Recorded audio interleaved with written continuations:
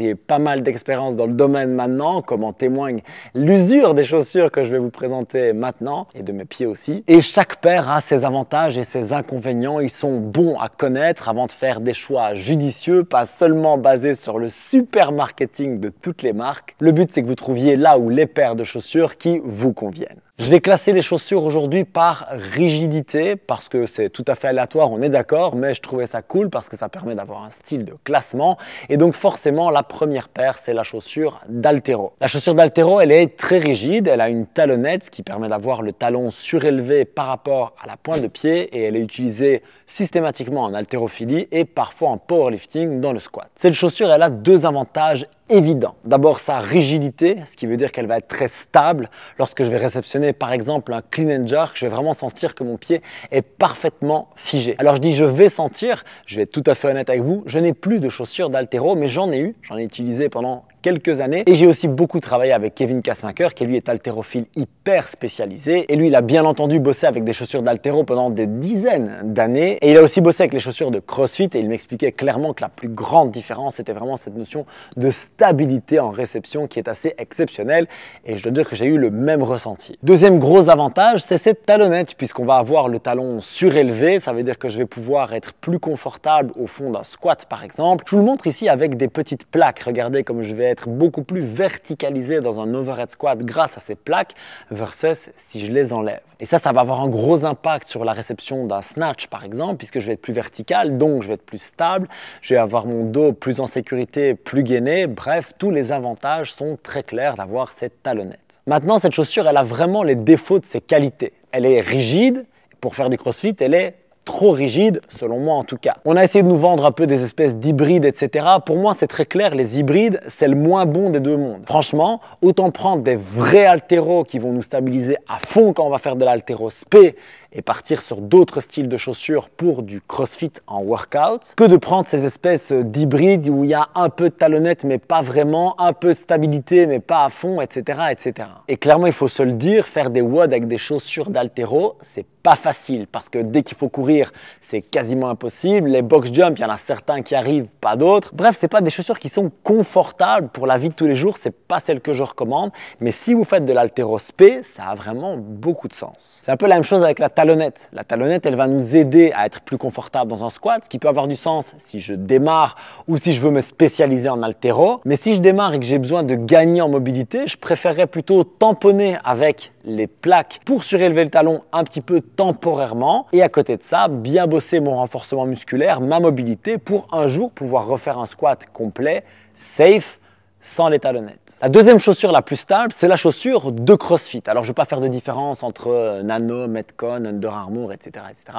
En ce qui me concerne, c'est tout pareil. Même si chaque marque a plus ou moins sa spécificité, les bases restent les mêmes. On a des chaussures qui sont plus stables que la moyenne, beaucoup plus qu'une chaussure de running par exemple, qui sont relativement plates avec un léger drop et parfois un peu plus. J'ai dit ce que je pensais du drop au préalable. Et puis au niveau marketing, soit elles sont très très belles, franchement il y a des modèles que j'adore, soit ils vont nous dire qu'ils ont renforcé pour la montée à la corde, etc., etc. Pour moi, tout ce qui compte, c'est que les chaussures de CrossFit sont vraiment de très bons hybrides. Et de manière générale, les expériences que moi j'ai eues en tout cas, c'est qu'elles sont plutôt résistantes. Alors je dis plutôt parce qu'il y a quand même un modèle qui m'a vraiment lâché au milieu. Mais globalement, j'ai eu des bonnes expériences avec des chaussures qui durent plusieurs années alors que je les soumets à des conditions pas très cool puisque je cours sur les graviers, dehors, je fais de la corde, etc., etc. Donc forcément, ça les abîme, mais la plupart du temps, je suis assez content de leur durabilité. Je voudrais juste aborder une différence, mais qui est de moins en moins vraie, j'ai l'impression, c'est qu'à la base, chez Metcon, Nike et Nano, Reebok, il y avait une différence de forme de la chaussure. Ça se voit très très fort sur ce modèle de Nano 2 que j'ai gardé en souvenir parce que c'était mes premières vraies chaussures de CrossFit personnalisées et tout, où on voit que clairement l'avant du pied est élargi, ce qui laisse plus de place pour le pied, pour se placer et pour s'exprimer, je vais dire. Là où de manière générale, les Metcon étaient plus tight, un petit peu plus serrés, comme ils le font par exemple avec les chaussures de basket. C'est assez amusant de voir que les Metcon ressemblent très très fort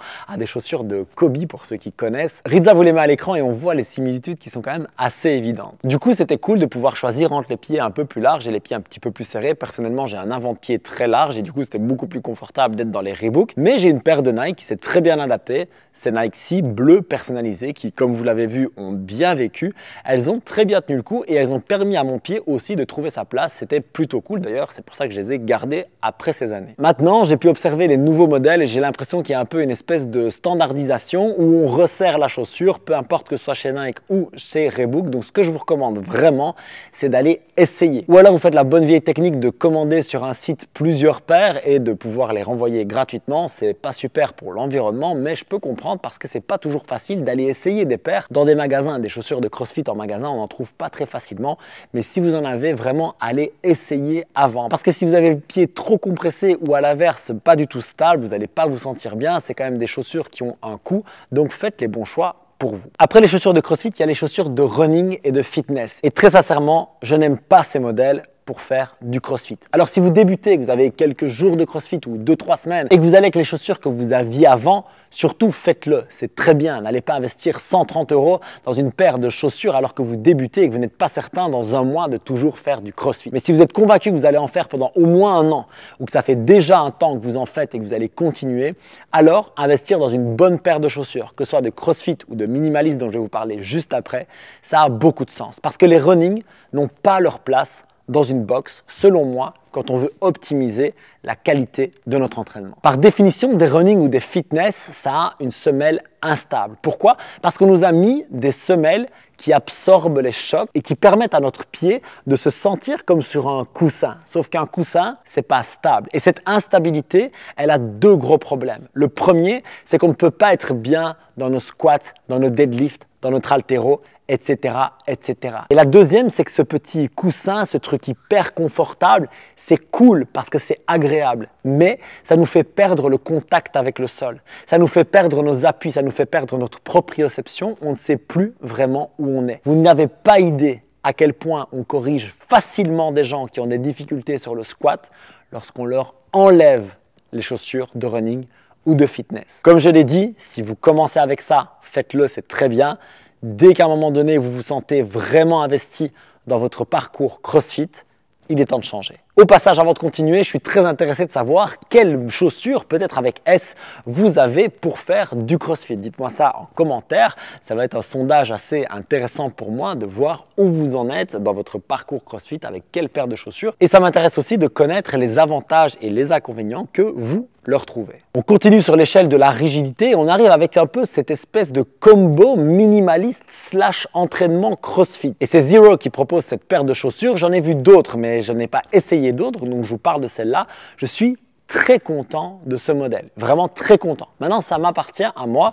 Je vais vous expliquer pourquoi. Si on compare ce modèle avec une chaussure comme les Nano, on va voir qu'en termes de flexibilité, elles sont beaucoup plus souples. La semelle est plus fine et elle n'a pas de drop. Ça veut dire que mon pied va pouvoir bouger beaucoup plus naturellement comme il le ferait un peu sur le sol directement. Mais elles sont aussi un petit peu plus stables que des chaussures minimalistes totales, comme cet autre modèle de la marque qui est beaucoup plus souple, beaucoup plus léger, mais qui par contre n'offre aucune stabilité pour le CrossFit. Ici, on arrive vraiment dans une question d'utilité. À quoi vont servir les chaussures? Et du coup, on va s'adapter en prenant le modèle qui nous convient. Et ce modèle hybride, pour moi qui adore être en minimaliste, et même pieds nus, je vais vous expliquer. En plus, j'y retrouve ce côté largeur de l'avant-pied que j'aimais beaucoup dans les anciennes Nano. Donc, c'est pour moi un mix vraiment sympa. Si vous voulez découvrir cette paire de chaussures, je vous mettrai un lien dans la description. C'est pas sponsorisé, c'est pas affilié, c'est juste que je sais que c'est une marque pas très connue. Donc, je vous faciliterai la tâche en vous mettant le lien. Une marque super connue de minimaliste qui fonctionne très bien aussi, ce sont les Vivo Barefoot. Je fais pas la pub pour eux non plus, c'est juste que j'ai des coachs et aussi des membres qui les utilisent et qui en sont très contents. Moi, je les trouve super stylées. Par contre, elles ont l'air moyennement durables quand on fait du CrossFit avec. Ça veut dire que je vois quand même bien qu'après quelques mois, elles sont salement usées. Maintenant, c'est un peu le prix d'avoir des chaussures minimalistes, puisque si je les mets vraiment à rude épreuve avec des burpees où elles vont frotter par terre, de la course sur les graviers comme je disais, etc., forcément, elles vont s'user un petit peu plus vite, vu que la semelle est très fine, versus les Nano par exemple, qui ont des semelles bien épaisses, qui vont d'office tenir un petit peu plus longtemps. Pour résumer, si vous voulez juste courir sur des surfaces relativement lisses et faire des WOD dans une box où le sol n'est pas trop abrasif, les minimalistes vont vraiment bien convenir. Pensez juste qu'il va vous falloir un temps d'adaptation pour la course à pied. Au début, vos mollets et même peut-être vos tendons d'Achille vont un peu déguster. Donc allez-y très progressivement. Commencez peut-être par du 200 mètres, voire 400 mètres maximum la première fois que vous courez avec. Vous allez voir, c'est une vraie expérience. Mais si vous aimez la liberté de votre pied, si vous aimez bouger le plus naturellement possible, alors ça peut être un excellent choix pour vous. On continue sur l'échelle de la rigidité ou plutôt de la flexibilité maintenant avec ce modèle ultra léger Five Fingers, assez connu de la marque Vibram, que personnellement j'adore aussi. Mais un peu comme la chaussure d'Altero qui est sur un extrême d'un côté, celle-ci est dans l'extrême de l'autre. Donc ses avantages et ses inconvénients vont être encore plus tranchés que les chaussures qui sont au milieu. Le plus gros avantage, il est absolument clair. C'est la flexibilité, la souplesse, la légèreté. En fait, on a l'impression de ne quasiment rien porter, sauf que ça nous protège en cas de surface pas très agréable. Personnellement, je me suis entraîné pendant des mois, des années avec ces chaussures. J'ai vraiment l'habitude et c'est un bonheur parce que je me sens tout à fait libre de mes mouvements. Par contre, aucune stabilité en haltéro, enfin pas plus qu'à pieds nus quoi. Et la semelle est très agréable, mais aussi très fine, ce qui veut dire que si je vais courir sur du béton ou sur des graviers, ça peut devenir un peu inconfortable quand j'ai pas l'habitude, voire très inconfortable. Comme le jour où j'ai pris un gravier entre la base de 2 orteils et là, j'ai pas rigolé, ça m'a fait bien mal. Mais pour courir sur de l'herbe, faire des WOD en salle, etc., cette semelle très fine fait très bien l'affaire. Donc de nouveau, c'est un choix. À vous de voir. Et pour terminer, mon choix qui est probablement le préféré pour une grande majorité de mes entraînements, ce sont les pieds nus. Bah ouais, les pieds nus, ce qui est cool, c'est que ça coûte pas très cher, ça permet à notre pied de bouger totalement en liberté et ça donne une chose qui est exceptionnelle, c'est la proprioception, c'est le ressenti de notre pied sur le sol. Est-ce que je vais être plus sur l'extérieur, plus sur l'intérieur, pointe, talon, etc., Ça, on le ressent beaucoup mieux à pieds nus. Et d'ailleurs, dans notre box, quand on voit quelqu'un arriver avec des running ou des chaussures de fitness comme ça, qui ont des très grosses semelles très instables, parce que le but c'est d'absorber les chocs, donc par définition on a quelque chose de mou et d'instable, on va lui demander d'enlever ça lorsqu'on va faire des séances de deadlift ou de squat par exemple. Le but c'est qu'il retrouve la connexion avec le sol, la stabilité et les sensations qui vont avec. Alors les pieds nus, c'est pas parfait. Quand on n'a pas l'habitude, ça fait un petit peu mal. Quand il faut aller sur l'assaut bike et qu'on n'a pas l'habitude, ça fait carrément mal. Et pour courir dehors, franchement, c'est pas la peine. Il faut des années avant de pouvoir y arriver. Mais les pieds nus, c'est aussi plein d'avantages dont je viens de vous parler et c'est aussi un retour à votre nature. À la base, on n'est pas fait pour porter des chaussures aussi rigides. Mais à la base, on n'est pas fait pour courir sur le béton non plus. Donc je comprends qu'il soit nécessaire d'avoir une protection. À vous de voir en fonction du sol de votre salle ou de votre home gym et aussi des surfaces sur lesquelles vous allez courir. Mais je pense qu'avoir un compromis entre une paire minimaliste ou les pieds nus et une paire plus stable lorsque vous en avez besoin pour par exemple faire de l'haltéro, c'est vraiment le combo gagnant selon moi parce que pour un coût relativement raisonnable, si vous prenez des paires par exemple en solde, etc. et surtout le fait que vous en avez 2, ça va augmenter leur durabilité respective, et bien ça vous permet d'avoir vraiment le meilleur des deux mondes, la flexibilité, la liberté, la souplesse, la nature et la rigidité, la stabilité, le confort aussi dans certains moments. Prenez soin de vous, on continue à s'entraîner avec intensité, intelligence et à faire le meilleur choix pour nos pieds. Peace!